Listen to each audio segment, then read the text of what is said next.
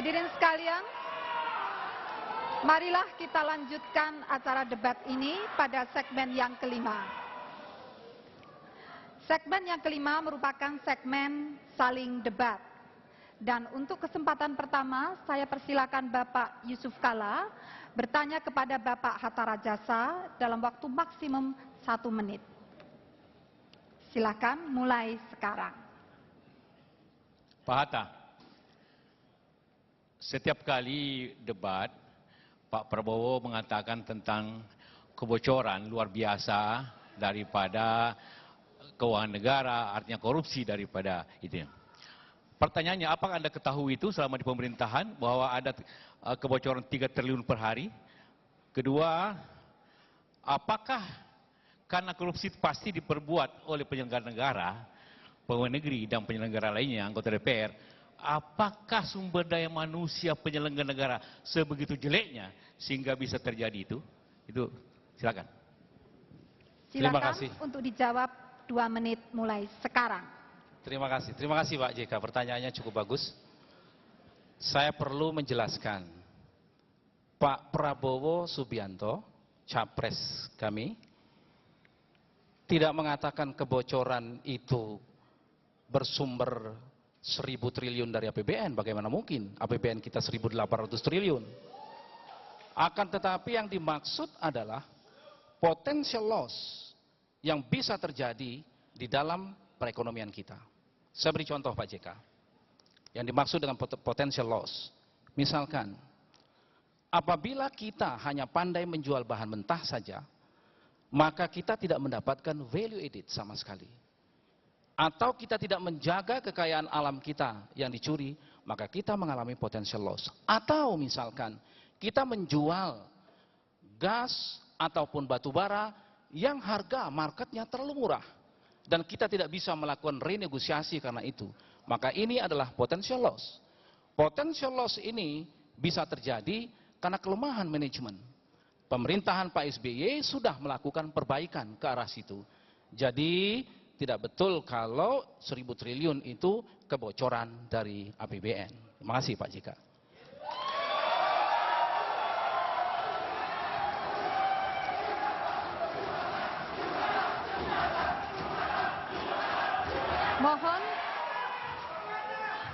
Mohon untuk menanggapi jawaban tersebut dalam waktu 2 menit mulai sekarang. Ya, kalau itu kebocoran tentu juga tercermin di KPK atau kejaksaan. Apakah itu begitu besarnya itu termasuk karena mafia minyak, mafia daging, atau mafia bibit, atau mafia gula yang sebar di KPK, ataupun penyelesaiannya bagaimana menurut Anda? Tadi belum dijawab, apa usaha menyelesaikan itu apabila katakanlah Anda diberikan amanah? Persoalan mafia, persoalan hukum. Serahkan kepada KPK. Mohon maaf, mohon tanggapan ini ditanggapi dalam waktu 2 menit mulai sekarang. Terima kasih. Pak JK, apapun yang namanya mafia, mafia hukum, mafia minyak, mafia apapun, adalah tindak kejahatan. Serahkan kepada penegak hukum, KPK akan bertindak untuk itu. Akan tetapi kalau yang dimaksud adalah mengapa kita mengimpor minyak, Pak JK kan bagian dari pemerintahan KIP 1. Tahu mengapa kita mengimpor minyak. Bahkan angka psikologis 1 juta barrel turun ke angka 900.000 justru di zaman Pak JK. 12% declining. Pemerintah sekarang, Pak SBY, menahan declining tersebut pada angka 3-5%. Memang menurun, secara natural itu terjadi. Oleh sebab itu mengimpor minyak bukan sebuah kejahatan. Akan tetapi apabila ada tindak kejahatan, maka KPK, polisi, kejaksaan akan turun tangan melakukan tindakan hal seperti itu. Saya setuju bahwa kita harus memperbaiki tata kelola pemerintahan kita dengan baik, good governance, transparan, dan akuntabel. Terima kasih Pak JK.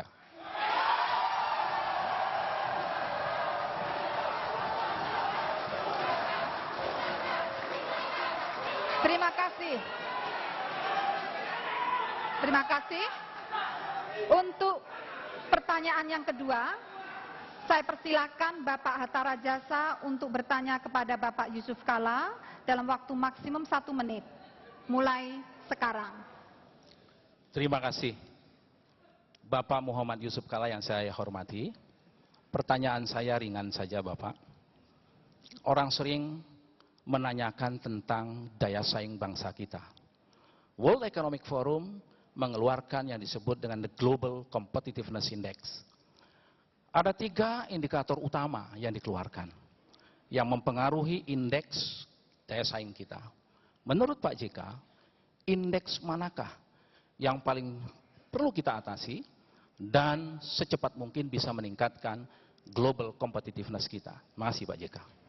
Mohon untuk dijawab dalam waktu 2 menit mulai sekarang. Ya, indeks yang paling mudah ialah indeks kemudahan berusaha. Karena di Indonesia, kita tahu semua, kita selalu pernah kemudahan berusaha itu di atas 100. Ya kan? Sekarang kita mau turunkan waktu itu menjadi 60-an untuk mendekati Malaysia yang kira-kira 30-an. Jadi apabila kita ingin perbaikan daripada indeks itu, maka kemudahan berusaha Indonesia sama dengan izin-izin, birokrasi perizinan, ataupun bagaimana mengatasi birokrasi di daerah, bagaimana mengatasi izin-izin di kota, itulah yang paling berat untuk indeks pengusaha ekonomi itu, yang menjadi bahagian daripada kesulitan-kesulitan di Indonesia. Yang kedua juga masalah perburuan yang selalu menjadi masalah-masalah di Indonesia, dan itu menjadi bahagian daripada upaya kita, tentu harus memperbaikinya. Jadi lebih masalahnya adalah masalah birokrasi dalam negeri sehingga harus diperbaiki, seperti itu. Terima kasih. Kemudian mohon Bapak Hatta Rajasa untuk menanggapi jawaban tersebut dalam waktu 2 menit mulai sekarang. Ya, saya kira apa yang disampaikan itu tidak sepenuhnya mengena Pak JK. Karena ease doing business itu perlu, tapi menurut saya di dalam the global competitiveness yang paling penting adalah inovasi bangsa. Technological readiness, kesiapan kita soal teknologi, dan menurut pandangan saya yang paling fundamental adalah menyelesaikan infrastruktur dasar. Infrastruktur dasar inilah yang paling besar pengaruhnya kepada Global Competitiveness Index itu. Terima kasih Pak JK. Terima kasih. Terima kasih.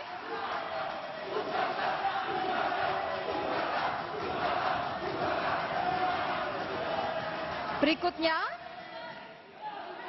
saya mohon Bapak Yusuf Kala untuk menanggapi tanggapan tersebut dalam waktu 2 menit mulai sekarang. Ya, tadi memang karena meminta pendapat saya.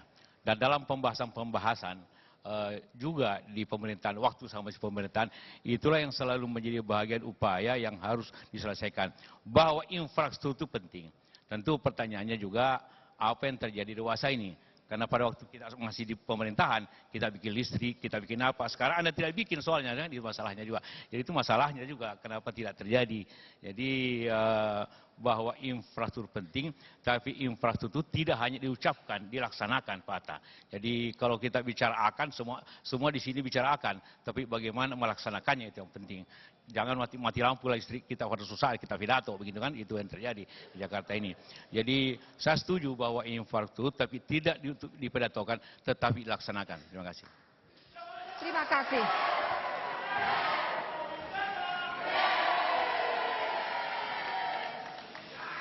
Terima kasih. Berikutnya kita lanjutkan segmen ke-6, masih tetap melanjutkan saling debat. Pertanyaan akan disampaikan diawali oleh Bapak Yusuf Kala, bertanya kembali kepada Bapak Hatta Rajasa dalam waktu 2 menit mulai sekarang. Ya, ini juga ringan aja Pak Hatta. Pak Hatta, Anda kan pernah Menteri Ristek, ya. pertanyaannya sederhana. Ristek itu inovasi, mengembangkan teknologi, dan pencapaian sesuatu. Pada saat Anda jadi menteri, inovasi apa yang begitu menggembirakan Anda, yang mengenang sampai sekarang, yang bermanfaat untuk bangsa ini sehingga perlu kita share untuk memberikan selamat atas inovasi itu? Mohon untuk dijawab dalam waktu 2 menit mulai sekarang. Terima kasih Pak JK. Sebelum inovasi, saya meletakkan dulu dasar-dasar kita untuk mengembangkan sistem penelitian, pengembangan, dan penerapan ilmu pengetahuan dan teknologi. Oleh sebab itu, tahun 2002 saya tuntaskan Undang-Undang Sistem Nasional Penelitian, Pengembangan, dan Penerapan Ilmu Pengetahuan dan Teknologi. Inilah sebagai dasar legal kita untuk melakukan spending pemerintah ke swasta dan juga dunia usaha bisa mengeluarkan dananya dan pemerintah bisa mengeluarkan insentif untuk itu. Dari undang-undang ini maka environment menjadi kondusif, mengembangkan triple helix dan sebagainya. Kalau Pak JK inovasi apa? Saya ingin sampaikan, yang pertama di bidang pangan. Begitu banyak Pak JK, temuan-temuan genetik modified di bidang pangan, padi terutama, yang diaplikasikan oleh LIPI dan BPPT yang bermanfaat. Dan juga oleh perguruan tinggi IPB. Karena kami memfokuskan pada waktu saya, IPB fokus kepada pangan, ITB kepada material, kemudian dan transport di timur. Dan itu bermanfaat sampai sekarang dan tetap dijalankan. Dan yang kedua di bidang energi. Pak JK masih ingat, saya menggagas tidak boleh lagi membangun pembangkit di bawah 15 MW tanpa menggunakan kolaborasi nasional kita. Dan itu kita bangun 2 kali 7 MW di Kalimantan Timur sampai sekarang berjalan. Saya sayangkan kalau kemudian kita membangun 10.000 MW yang 100% China dan tidak sama sekali membangun kemampuan dalam negeri kita. Nah, menurut saya bangga dengan itu Pak JK. Terima kasih. Terima kasih.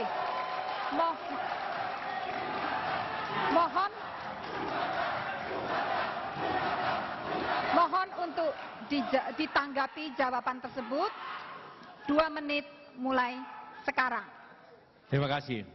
Jadi turut berbangga bahwa hasilnya undang-undang tadi, bukan inovasi teknologi yang pokok, gitu kan? Tadi benar, kalau inovasi bibit, tapi kita masih impor beras makin banyak malah. Nanti pada zaman 98 justru, 2008, 2009 kita swasembada pangan. Minta maaf waktu saya di pemerintahan. Tapi setelah itu impor lagi. Jadi bagaimana terjadi bibit yang diciptakan itu ternyata impor terus seperti itu. Ini penting untuk diketahui bahwa memang kita harus konsekuen kepada pelaksanaan daripada hal tersebut untuk mencapai suatu swasembada, kontinuitasnya, dan sebagainya. Tentang listrik, yang diimpor Cina di atas 100 mega. Anda tahu, semua di bawah 50 ke bawah itu diberikan kepada pengusaha nasional untuk mengembangkan teknologi nasional. Itu aturannya pada zaman 10.000 itu. Jadi bukan justru kita bikin aturannya, yang di bawah 50 harus pusat dalam negeri. Tetap konsekuen pada itu. Bahwa ada yang tidak selesai, saya tidak tahu kenapa PPLN tidak selesai seperti itu. Itu masalahnya. Terima kasih. Bapak Hatta mohon untuk menanggapi tanggapan tersebut. 2 menit mulai sekarang. Ya, terima kasih. Pak JK, memang saya bangga karena itu inovasi. Karena inovasi adalah invention, temuan, hasil riset yang terdifusi di dalam sektor. Dan itu menghasilkan bibit unggul yang sekarang masuk ke dalam market. Itulah inovasi. Jadi inovasi yang sangat mendasar menyangkut pangan nasional kita. Nah, bahwa kita masih mengimpor, Pak JK kan sudah paham juga bahwa kita sebetulnya sungguhnya sudah bersuasembada pangan, beras. Akan tetapi selalu saja ada slot untuk mengimpor untuk kebutuhan-kebutuhan masyarakat asing yang memerlukan beras-beras tertentu. Akan tetapi kebutuhan mendasar kita sudah swasembada pangan. Kecuali apabila terjadi iklim ekstrim, di mana negara kita seringkali terjadi iklim ekstrim yang mengganggu produksi kita, maka kita melakukan impor hanya bersifat insidentil. Nah, oleh sebab itu, menurut pandangan saya, agenda-agenda riset ke depan adalah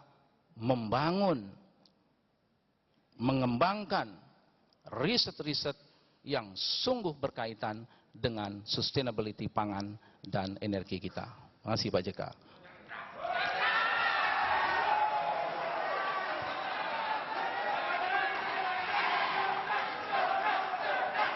Terima kasih. Terima kasih.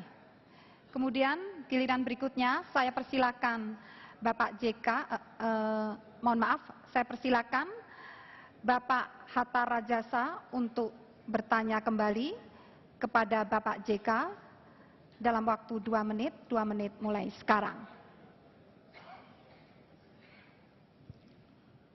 Terima kasih. Pertanyaan yang simpel saja Bapak JK. Saya membaca di dalam visi misi Bapak JK dan Pak Jokowi itu memang tidak lagi memperhitungkan atau menolak ujian nasional. Ini suatu perkembangan buat saya yang cukup menarik. Karena saya tahu waktu kita sama-sama di KIP, Bapaklah promotor utama untuk ujian nasional. Apakah ada suatu perubahan di Pak JK? Kalau ada perubahan, kira-kira hal apa yang salah dalam sistem ujian nasional kita? Terima kasih Pak JK. Terima kasih. Mohon segera untuk langsung saja ditanggapi, menjawab. Mohon untuk langsung dijawab dalam waktu 2 menit sekarang. Pak Hatta, kalau Anda baca betul tentang visi misi kami, bunyinya adalah akan dievaluasi sistem pendidikan seperti kurikulum dan juga akan dievaluasi ujian nasional. Evaluasi itu boleh perbaiki sistemnya, boleh bobotnya, boleh apapun. Tapi evaluasi tidak menghilangkannya dalam segera gitu. Jadi evaluasi. Contohnya saja, dulu soal hanya 1. Kemudian karena orang suka nyontek diberikan 2. Sekarang soalnya 20 satu kelas. Dulu bobotnya 100% ujian nasional. Untuk lulusan sekarang bobotnya cuma 60%, 40% ke daerah. Jadi didaerahkan. Tadi pertanyaan Ibu, bagaimana kesenjangan pendidikan di daerah-daerah luar biasa. Tidak mungkin kita perbaiki kesenjangan itu kalau tidak ada pemetaan. Dan pemetaan tidak mungkin diketahui apabila tidak ada ujian nasional. Dan ujian nasional itu merupakan sejarah lama. Bukan hanya sekarang, tahun 50-an sudah ujian nasional, tahun 60-an ada, tahun 80-an ada. Di negara-negara maju semua ujian nasional. Jadi kesimpulannya, ujian kurikulum, ujian nasional, semuanya secara bertahap selalu dievaluasi sesuai dengan waktunya. Sesuai evaluasi. Nah, itu maknanya untuk memenuhi tadi Ibu bahwa ada terjadi kesenjangan nasional sehingga kesenjangan itu diatasi dengan pengetahuan dan pemetaan. Tanpa itu tidak mungkin kita atasi kesenjangan pendidikan nasional. Itu maksudnya. Terima kasih.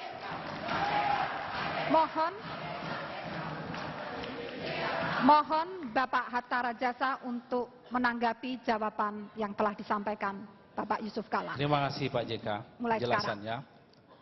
Tapi saya belum puas karena apa yang dievaluasi. Dan kalau membaca itu runtun, memang yang ditolak itu adalah penyeragaman, penyamarataan. Sistem ujian nasional kita itu tidak sekedar indikator kelulusan, tapi juga indikator kompetensi daerah. Sehingga kita bisa mengukur berapa jauh daerah memiliki kualifikasi, memiliki kualitas. Nah, tentu para pakar-pakar pendidikan kita sudah memperhitungkan, menggabungkan antara standar nasional dan memperhitungkan standar yang berlaku di daerah. Kalau Pak JK ingin melakukan evaluasi, pada sisi apanya? Karena menurut pandangan kami, 3 kompetensi akan dihasilkan apabila sistem ini kita konsisten kita jalankan. Yang pertama tentu kompetensi knowledge, yang kedua itu kompetensi skill, dan yang ketiga tentu adalah kompetensi attitude. Dan 3 ini tentu attitude ya attitude Republik Indonesia. Jangan nanti kita justru tidak memiliki suatu identity karena sistem kita yang tidak menganut kepada satu katakanlah perpaduan antara nasional dan daerah tersebut. Pertanyaan saya adalah bagaimana yang dievaluasi pada sisi apanya? Terima kasih. Bapak Yusuf Kala, Ya. mohon untuk menanggapi tanggapan tersebut dalam waktu 2 menit mulai sekarang. Saya ingin memberikan dulu pengalaman kita sama-sama menteri waktu itu. 2003. Bagaimana mutu pendidikan pada waktu itu? Kalau kita uji nasional dengan angka 3,5, 60% tidak lulus. Angka 5, maka sekarang tepat waktu itu diluluskan dengan angka 3,5. Bayangkan nilai pendidikan nasional, lulus dengan 3,5. Sekarang naik 5,5 angka lulusan, alhamdulillah yang lulus di bawah 1%, yang tidak lulus. Jadi luar biasa kemajuannya. Evaluasi itu adalah terus-menerus dibuat sehingga akan terjadi suatu perubahan-perubahan yang baik daripada sistem itu. Evaluasi bisa sistemnya, bisa kontennya, bisa pelaksanaannya. Semua tergantung seperti dulu, saya katakan lagi, dulu 100% penilaian oleh nasional, sekarang sisa 60%. Itu juga evaluasi. Jadi banyak hal yang bisa evaluasi secara terus-menerus untuk mencapai hal yang baik. Terima kasih atas tanggapan untuk menanggapi pertanyaan sebelumnya. Baiklah hadirin, selanjutnya kita akan menuju ke closing statement, pernyataan penutup.